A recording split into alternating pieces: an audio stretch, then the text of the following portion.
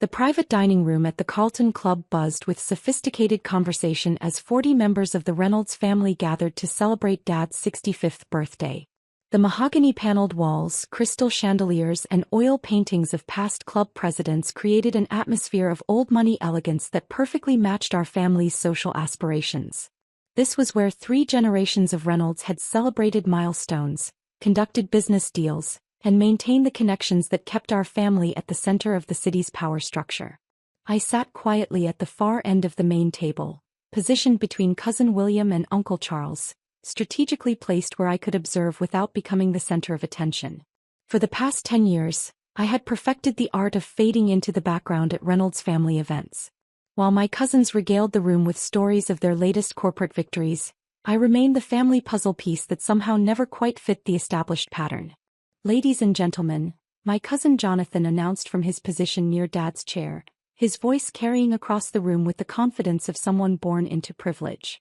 At 34, Jonathan embodied everything the Reynolds family valued: Princeton graduate, senior partner at the city's most prestigious law firm, married to a pharmaceutical heiress, residing in a mansion that regularly appeared in architectural magazines.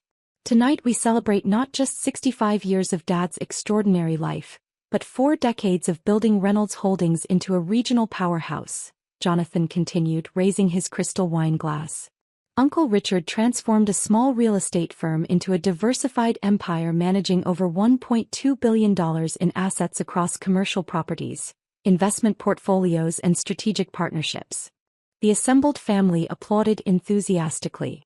Dad beamed with pride in his custom-tailored suit, his silver hair perfectly styled, every inch the successful patriarch who had built something lasting.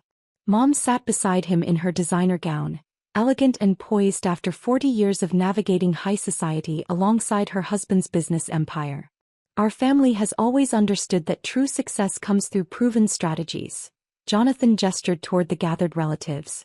"Traditional investments, strategic real estate acquisitions, building relationships with established institutions.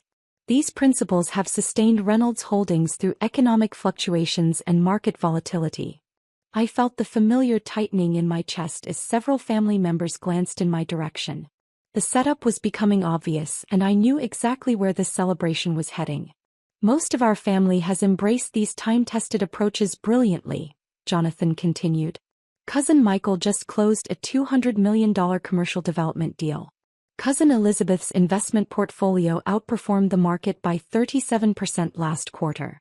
Cousin David's law practice represents half the Fortune 500 companies in our region." The applause grew more pointed, and I could feel the weight of family expectations beginning to focus on me. At 31, I was the Reynolds family's great enigma. The daughter who had rejected multiple offers to join Reynolds Holdings, who had turned down prestigious positions at established firms, and who had chosen to pursue what my family diplomatically called her entrepreneurial phase. For 10 years, I had maintained an elaborate performance. I lived in a converted warehouse in the emerging tech district, drove a modest Honda Civic, and wore business casual clothes from department stores rather than the designer suits that marked Reynolds family members. When relatives asked about work, I spoke vaguely about technology consulting and helping companies with digital strategies. They assumed I was struggling to build a small consulting practice that would eventually fail, forcing me to return to the safety of traditional employment. The reality was dramatically different. I was the founder and CEO of Nexus Innovations, a strategic technology firm that had quietly become the architect behind digital transformations at Fortune 100 companies. We weren't just consultants. We were the strategic force that helped traditional industries navigate technological disruption, the developers of AI systems that had revolutionized manufacturing efficiency, and the creators of blockchain platforms that were reshaping global supply chains. But tonight, like every family gathering for the past decade, I was just Sarah the disappointment. "However," Jonathan's tone shifted, becoming more serious, "there's something we need to discuss as a family tonight." The conversations around the room began to quiet as Jonathan's speech took on the gravity of a boardroom presentation. I could feel 40 pairs of eyes beginning to turn toward our section of the table. "We have a family member who has chosen to reject the proven strategies that built our success," Jonathan continued, his voice carrying the authority of someone accustomed to addressing corporate boards. Someone who has spent 10 years pursuing what can only be described as an extended experiment in small business ownership. My stomach dropped. Jonathan was about to turn Dad's birthday celebration into a public intervention about my career choices. Sarah Reynolds, Jonathan gestured in my direction, causing heads to turn throughout the dining room, had every advantage this family could provide. MBA from Wharton, strategic planning experience at McKinsey, guaranteed partnership track at Reynolds Holdings, and connections to every major business leader in the region. I maintained my practiced composure while internally reviewing the quarterly performance metrics of my various business divisions. It had become my meditation technique for surviving these family assessments without revealing the true scope of my professional accomplishments. Instead, Jonathan's voice grew more pointed. She chose to abandon proven career paths to pursue what she calls technology consulting. Working out of some warehouse space, helping small companies with computer problems, generating minimal income while rejecting the security and prestige of established business relationships. Several family members nodded in agreement. Aunt Margaret whispered something to her husband that made him shake his head sympathetically. Uncle Robert raised his wine glass as if acknowledging the sad truth of Jonathan's assessment.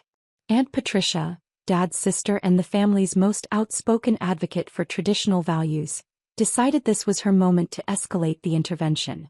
At 59, Aunt Patricia had built her reputation on frank assessments and direct confrontation. She owned the most successful interior design firm in the region, had been featured in Architectural Digest, and never hesitated to express her opinions about family members who disappointed her. "Jonathan is being far too diplomatic," Aunt Patricia announced, standing up to command attention from the entire room. "I think this birthday celebration is the perfect time for some honest family conversation." The dining room fell completely silent. Even the waitstaff seemed to pause in their movements as Aunt Patricia prepared to deliver what I realized was going to be a devastating public evaluation. "We're here celebrating Richard's incredible achievements," Aunt Patricia gestured toward Dad, "but we can't ignore the fact that his daughter has been wasting her potential for an entire decade." The words hit the room like a physical blow. I could see some family friends looking uncomfortable with the public nature of the attack, but most of the Reynolds relatives were leaning forward, clearly agreeing with Aunt Patricia's decision to address my situation directly. "When will you stop playing business?" Aunt Patricia demanded loudly, her voice carrying to every corner of the dining room. "You're 31 years old, Sarah. 31.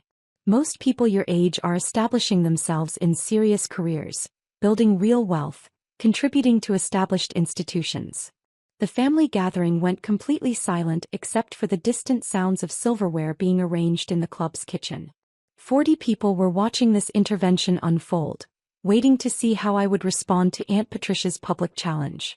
"Instead," Aunt Patricia continued, "you're still playing around with computers in some warehouse, pretending that helping small businesses fix their technology problems is somehow equivalent to real business achievement." That's exactly when the dining room doors opened and James Mitchell, CEO of Global Tech Industries, walked into the room. The timing was absolutely perfect. James was supposed to meet me at 8:30 p.m. to discuss our latest partnership expansion, but he was 15 minutes early. He strode into the Reynolds family celebration wearing his signature navy suit, his presence immediately commanding attention from everyone in the room. "Sarah," James announced with the booming voice that had made him famous in corporate boardrooms across the country. "There's my billion-dollar partner." The dining room went dead silent. Aunt Patricia's mouth fell open, her wine glass frozen halfway to her lips. Jonathan looked like he'd been struck by lightning. Dad was staring at James Mitchell with an expression of complete bewilderment. James walked directly to where I was sitting, completely oblivious to the family drama he'd just interrupted. "I hope you don't mind me crashing the party, but I couldn't wait until tomorrow to share the news. The board approved our proposal unanimously." Aunt Patricia's face had turned ghost white. She was still standing, but she looked like she might collapse back into her chair at any moment. "James," I said calmly, standing to greet him, "I'd like you to meet my family. Everyone, this is James Mitchell, CEO of Global Tech Industries." The recognition rippled through the room like an electric shock. Global Tech Industries was one of the largest technology companies in the world, with annual revenues exceeding $40 billion and operations across 6 continents. James Mitchell was regularly featured on the covers of business magazines and had been named CEO of the Year by Fortune magazine. "Pleased to meet all of you," James said with genuine warmth, apparently unaware that he'd just completely transformed the dynamics of a family intervention. "Sarah never mentioned she was celebrating her father's birthday tonight, or I would have brought champagne for everyone." Jonathan found his voice first, though it came out as barely a whisper. "Mr. Mitchell, did you just say billion-dollar partner?" James laughed heartily. "Oh, Sarah's being modest again, isn't she? Nexus Innovations is Global Tech's most valuable strategic partner. Our collaboration has generated over $2.8 billion in new revenue streams over the past 5 years." The dining room was so quiet you could hear the grandfather clock ticking in the corner. 40 family members were staring at me with expressions ranging from shock to complete bewilderment. "Sarah's team developed the AI optimization systems that revolutionized our manufacturing efficiency," James continued enthusiastically. "Her blockchain supply chain solutions reduced our operational costs by 37%. And the predictive analytics platform she designed for us, that's the technology that helped us secure the $1.2 billion Department of Defense contract last quarter." Aunt Patricia finally managed to find her voice. "Mr. Mitchell, are you saying that Sarah owns a technology company?" "Owns it, runs it, and built it from nothing into one of the most innovative firms in the industry," James replied with obvious admiration. "Nexus Innovations employs over 3,000 people across 12 countries. They're not just our partners, they're revolutionizing how traditional industries adapt to technological change." Dad was staring at me as if seeing me for the first time. "Sarah, is this true?" I nodded calmly. Nexus Innovations specializes in helping established companies integrate emerging technologies without disrupting their core operations. We've worked with companies in manufacturing, healthcare, finance, and energy sectors. James pulled out his phone to show Dad some photos. "You should see their headquarters facility. 60,000 square feet of research labs, development centers, and testing facilities. Sarah's team includes some of the brightest minds in artificial intelligence, quantum computing, and advanced robotics." The revelation was creating waves of shocked whispers throughout the family gathering. People were pulling out their phones, clearly searching for information about Nexus Innovations and discovering that everything James was saying was verifiably true.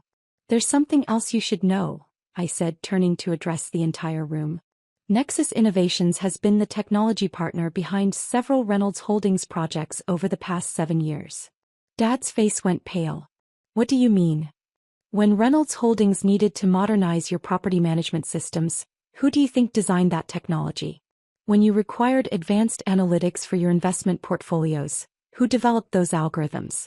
When your biggest competitors were gaining market share through superior digital platforms, who created the technological solutions that helped you maintain your competitive edge?" Jonathan was staring at me with growing shock. "The Morrison Technology Solutions contracts were handled by one of our subsidiary companies," I confirmed. "We've been helping Reynolds Holdings stay competitive in an increasingly digital marketplace. Your client portals, your automated property management systems, your financial analytics platforms, all developed by Nexus Innovations." James nodded enthusiastically. "Sarah's been telling me about her family's business empire for years. Some of our most successful case studies involve helping family-owned companies like Reynolds Holdings implement technological upgrades that preserve their traditional strengths while adding modern capabilities." The weight of these revelations was settling over the family like a heavy blanket. People who had spent 10 years assuming I was struggling to build a small consulting practice were discovering that I had been supporting their success while building a technology empire. "But why didn't you tell us?" Mom asked, her voice trembling with emotion. "Why let us worry about your future? Why let us think you were struggling?" I looked around the dining room at the family members who had spent the evening preparing to stage an intervention about my career failures. Because every time I tried to explain emerging technologies or digital transformation strategies, you dismissed it as playing with computers or avoiding real business. You had already decided that success only looked one way, your way. Aunt Patricia slowly sank back into her chair, her earlier confidence completely evaporated. "Sarah, I owe you an enormous apology. We all do. I love this family," I replied, which is why I've been supporting Reynolds Holdings' technological development without you knowing about it. But I can't continue pretending to be less than I am just to make you comfortable with your assumptions about business success. James checked his watch. Sarah, I hate to interrupt this wonderful family celebration, but we should discuss the expansion timeline. The board is eager to finalize our partnership for the European markets. I gathered my purse, preparing to leave for what had become an unexpected business meeting. If any of you are interested in learning about what Nexus Innovations actually does, about the work we're doing to help traditional businesses thrive in a digital economy, then we can have real conversations. As James and I walked toward the dining room exit, Dad called out one final question. Sarah, what happens now? I turned back with a genuine smile. Now you know the truth. And if Reynolds Holdings is interested in expanding your technological capabilities, in staying ahead of industry changes instead of just reacting to them, then Nexus Innovations is always ready to help family business succeed in the modern economy. Walking through the Carlton Club toward the exit, I felt a decade of pretending lift from my shoulders. Tomorrow I would continue building technologies that help traditional businesses thrive in an increasingly digital world, while running a company that proved innovation and profitability weren't mutually exclusive. Some business games, it turns out, are just billion-dollar strategies that nobody bothered to understand.